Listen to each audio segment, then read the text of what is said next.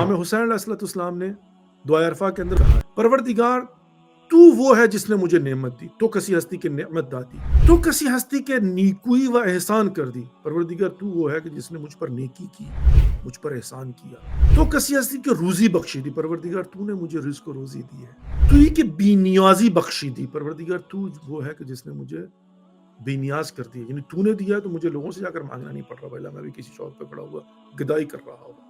روایات کے اندر ملتا ہے کہ پروردگار دعائے کمال کے اندر یہ جملات ہے کہ اگر میرے گناہوں کا میرے قریبیوں کو پتہ چل جائے وہ مجھ سے سلام تک نہ لے، میرے سلام کا جواب تک نہ دے، لیکن لطف پروردگار ہے کہ پروردگار ستار العیوب ہے، گناہوں کو چھپایا ہوا ہے پروردگار نے۔ کم نعمت ہے کیا؟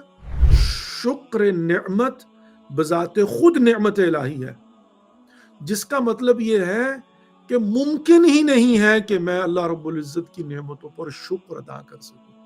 کیوں؟ اس لیے کہ مجھے اللہ رب العزت نے یہ نعمت دی، میں نے اس پر شکر کیا۔ شکر خود ایک نعمت ہے، اس پر جب میں نے شکر کیا تو شکر وہ خود ایک نعمت ہے، تو اس پر بھی مجھے جو ہے نا وہ شکر نعمت چاہیے ہوگی۔ کیا خوبصورت بات کر دی نا محمد صلی اللہ علیہ وسلم۔ تو ایک نعمت پر شکر کے لیے مجھے ایک اور نعمت کی ضرورت ہے، تو جس کا مطلب یہ کہ کاؤنٹ لیس ہے، اینڈ لیس ہے، بی پایان ہے، ممکن ہی نہیں ہے، میری توان میں نہیں ہے۔